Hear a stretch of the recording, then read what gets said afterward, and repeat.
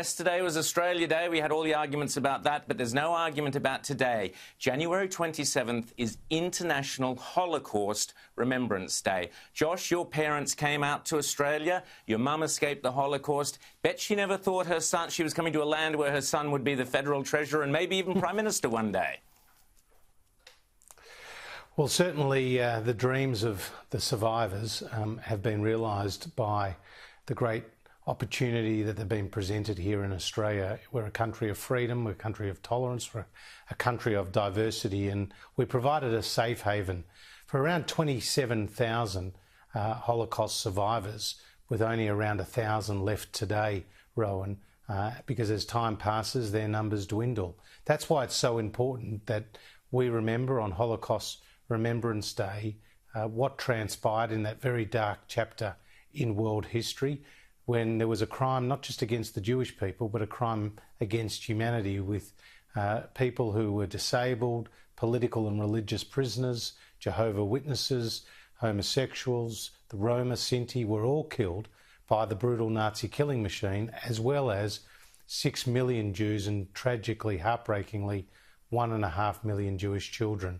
And if a minute's silence, Rowan, was observed for every Jewish victim of the Holocaust, that silence would go for 11 years. A chilling fact and a reminder of the scale of that atrocity.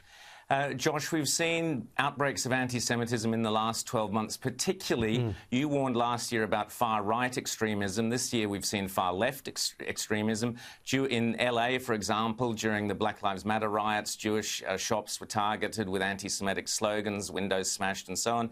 Gilets jaunes in France, again, far-left groups with very anti-Semitic views, some of them. And of course, in the UK, we saw similarly Black Lives Matter riots, which were pretty grotesque in their anti-Semitic approach.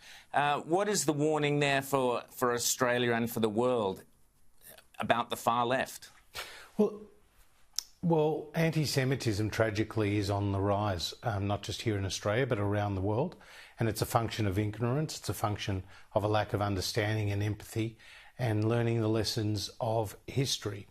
So it's really important that we reinvest in Holocaust education as one aspect of that strategy, and that's why establishing Holocaust museums around the country is so important.